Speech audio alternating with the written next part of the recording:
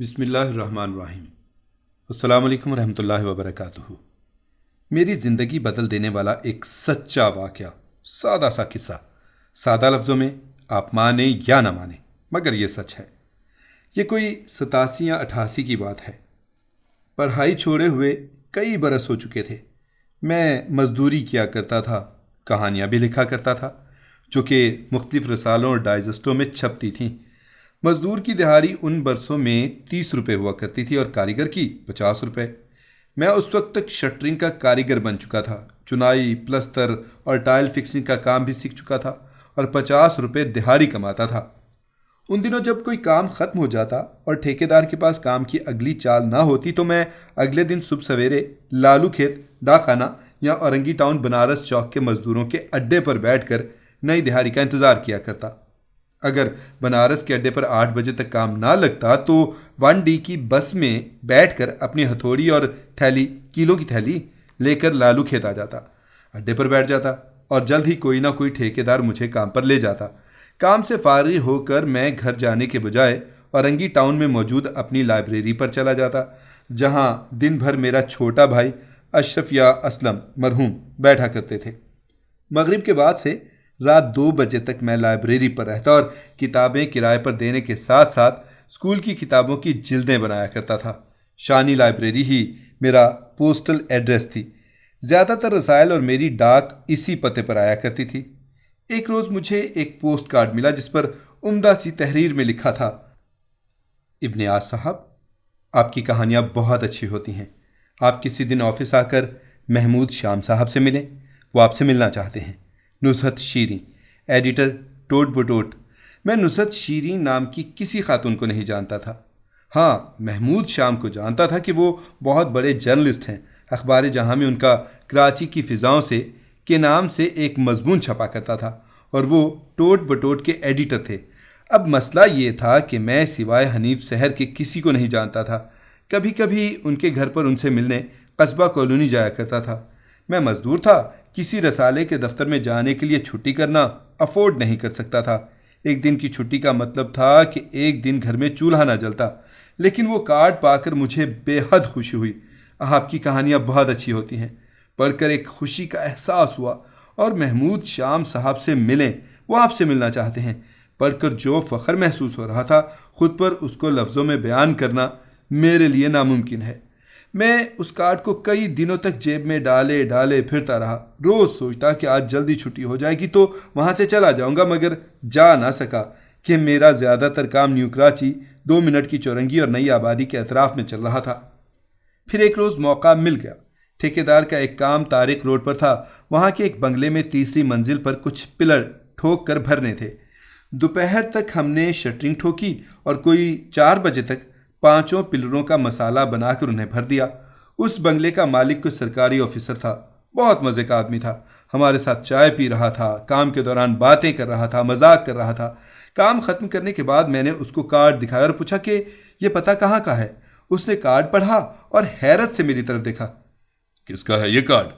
मेरा है, मुझे मिला है, मैंने जवाब दिया। ये इब्ने आस कौन है?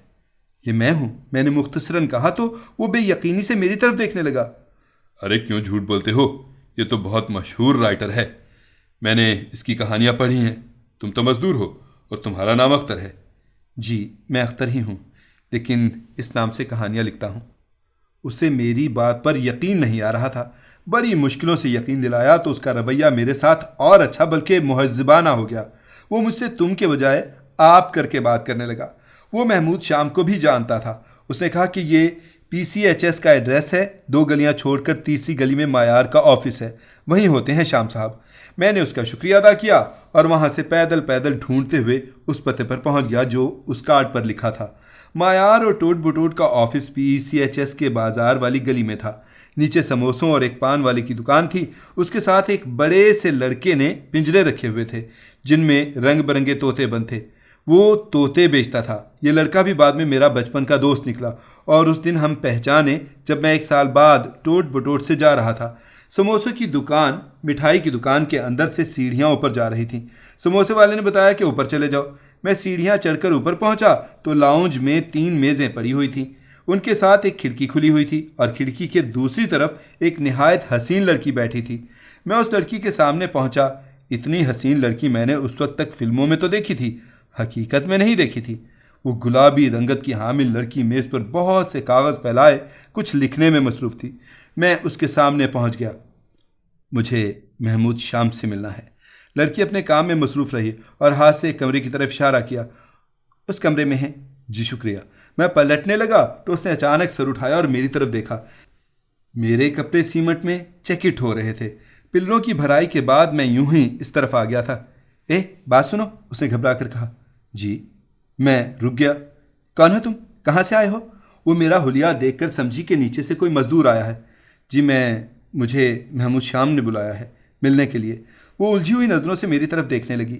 मैंने पोस्ट कार्ड निकाल कर उसके सामने रख दिया। उसका रंग ऐसा गुलाबी था कि मैं उसके चेहरे की तरफ देख नहीं पा रहा था और ऐसे साफ और सलीके से कपड़े पहने हुए थे कि मुझसे बात करने की भी हिम्मत नहीं हो रही थी। उसने कार्ड देखा, फिर ताज्जुब से मेरी तरफ देखा। ये कार्ड तो मैंने लिखा था। तुम? वो ताज्जुब से मेरी तरफ देखने लगी। मैंने जल्दी से कहा, जी मैं इब्ने आस हूँ। आप नुसरत शीरी हैं? हाँ, मैं नुसरत शीरी हूँ। तुम वाकई इब्ने आस हो? उसे यकीन नहीं आ रहा था। जी मैं इब्ने आस हूँ। ठहरो एक मिनट, यहीं खड़े रहो। वो मुझे वहीं खड़ा करके उस कमरे में नॉक करके चली गई जिसकी तरफ पहले मुझे जाने का इशारा किया था। कमरा बराबर में ही था। अंदर से नुसरत शीरी की आवाज़ आई, शाम जी इब्ने आस आ गए हैं। जवाब में कोई आवाज़ सुनाई नहीं दी, ना ही नुसरत शीरी का कोई मजीद फिक्रा। चंद लम्हों बाद वो बाहर आई और मेरी तरफ देखे बगैर बोली, अंदर चले जाएं। मैं शुक्रिया कहकर अंदर चला गया। ताहम मेरी गुद्दी पर चींटियां सी रेंग रही थीं। मुझे एहसास हो रहा था कि नुसरत शीरी मुझे बेयकीनी से घूर रही है। नुसरत शीरी साहिबा की उन्हीं दिनों मुजाहिद बरेलवी से शादी हुई थी। मुजाहिद बरेलवी भी वहीं काम करते थे। नुसरत शीरी साहिबा से बहुत कुछ सीखने का मौका मिला। मैं महमूद शाम साहब के कमरे की तरफ बढ़ा। दरवाजे पर एक चिक पड़ी हुई थी, उसे उठाकर अंदर चला गया। सबसे पहली नज़र जो चीज़ दिखाई दी वो भुट्टो की तस्वीर थी जो सामने वाली दीवार पर फ्रेम में लगी हुई थी। उसके नीचे एक बड़ी सी मेज़ थी और भुट्टो की तस्वीर के ऐन नीचे महमूद शाम बैठे कुछ लिख रहे थे। मेरे अंदर आने पर भी उन्होंने नज़रें नहीं उठाईं। मैं चंद लम्हे खड़ा रहा। वो लिखते रहे। मेरी हिम्मत नहीं हुई कि आवाज़ देता। वो काफ़ी देर तक लिखते रहे। फिर लिखकर फारिग हुए तो कागज़ों का पलंदा उठाते हुए उसे फोल्ड किया और एक लिफाफे में डालकर उठने लगे थे कि मुझ पर नज़र पड़ी। जी किससे मिलना है? जी वो महमूद शाम से, मतलब आपसे। मैं बौखला गया। इतनी देर में वो वापस बैठकर एक घंटी बजा चुके थे। अगले ही लम्हे कहीं से निकलकर एक दुबला पतला नौकर कमरे में आया। जी साहब, उसने आते ही पूछा। कौन है ये? अंदर कैसे आ गया? कहाँ थे तुम? कोई भी अंदर आ जाता है। मेरी तो वो हालत के काटो तो बदन में लहू नहीं। जी मैं इब्ने आस हूँ। मुझे बुलाया था आपने। ये कार्ड मुझे मिला था। मैंने जल्दी जल्दी हकला कर कहा और कार्ड उनके सामने रख दिया। उन्होंने कार्ड को सरसरी देखा, फिर मुलाजिम से कहा, नुसरत साहिबा को भेजे। वह सर हिलाकर चला गया। चंद लम्हों में नुसरत साहिबा अंदर आ गईं। आपने बुलाया श्याम जी? भाई कौन है ये? श्याम जी, आपने कहा था ना इब्ने आस को बुलाने के लिए। ये कह रहे हैं कि इब्ने आस हैं। नुसरत साहिबा ने जल्दी जल्दी कहा। तब श्याम जी ने पहली बार मेरी तरफ गौर से देखा। कुछ सोचते रहे। फिर नुसरत शीरी साहिबा को जाने का इशारा किया। वो चली गईं। वाकई तुम इब्ने आस हो? जी। ये जो कहानियाँ आती हैं हमारे पास वो तुम ही लिखते हो? श्याम जी ने फिर पूछा। मैंने असबात में सर हिलाया। उन्होंने कुर्सी की तरफ इशारा किया और बहुत इज्जत देते हुए कहा, तशरीफ़ रखिए। मैं कुर्सी पर बैठ गया। मैं समझा नीचे से कोई मजदूर आ गया है, नीचे काम हो रहा है इसलिए। यह हुलिया क्या है आपका? जी मैं मजदूरी करता हूँ। यहाँ करीब में पिलरों की भराई जल्द ख़त्म हो गई थी, इसलिए वहाँ से फारिग होकर ढूंढते हुए आ गया। श्याम जी मेरी तरफ देखते रहे, सोचते रहे। फिर घंटी बजाई। मुलाजिम घंटी के जिन की तरह हाजिर हो गया। अच्छी सी चाय और नीचे से कुछ समोसे ले आओ। मुलाजिम चला गया। श्याम जी मुझसे पूछते रहे कि मजदूरी क्यों करता हूँ, कहानियाँ कैसे लिखता हूँ, कब से लिख रहा हूँ, कितनी लिख चुका हूँ वगैरह, और घर के हालात। मैं उन्हें तफसील से बताता रहा। वो हैरत से सुनते रहे। फिर तालीम का पूछा। मैंने बताया कि तालीम को खैरबाद कहकर बहुत छोटी उम्र में मजदूरी शुरू कर दी थी। इतनी देर में समोसे और चाय आ गई। भूख शदीद थी। समोसे ताज़ा ताज़ा और गरम गरम चाय, उसमें से भी भाप उठ रही थी। चाय और समोसों के दौर के बाद उन्होंने एक कागज़ और एक कलम मेरी तरफ बढ़ाया। कोई कहानी लिखो। मैंने चौंक कर देखा। अभी? हाँ। मैं समझ गया कि शायद उन्हें अभी भी यकीन नहीं आया है कि मैं ही इब्ने आस हूँ। मैंने कलम थामा और फौरी तौर पर एक कहानी लिखनी शुरू कर दी। कहानी का नाम था छोटा। अभी एक ही सफ़ा लिखा था कि उन्होंने कहा, दिखाओ। मैंने कागज़ उनकी तरफ बढ़ा दिया। वो पढ़ते रहे। फिर बोले, कितने पैसे कमाते हो मजदूरी से? जी 50 रुपये रोज़। कारीगर बन गया हूँ। उन्होंने बेयकीनी से मेरी तरफ देखा। मैं बहुत पतला दुबला था और बहुत कम उम्र भी। इतना कम उम्र कारीगर उन्होंने शायद ही देखा होगा। छुट्टियां भी होती होंगी? जी नहीं, मैंने जवाब दिया। जब से मजदूरी शुरू की है एक दिन भी छुट्टी नहीं हुई। सुबह अखबार भी डालता हूँ घरों में और रात को चिल्दें भी बनाता हूँ किताबों की। एक लाइब्रेरी भी है मेरी। श्याम जी ने दिल ही दिल में हिसाब लगाया और बोले, इसका मतलब है 1 महीने में 1500 रुपये कमा लेते हो? जी।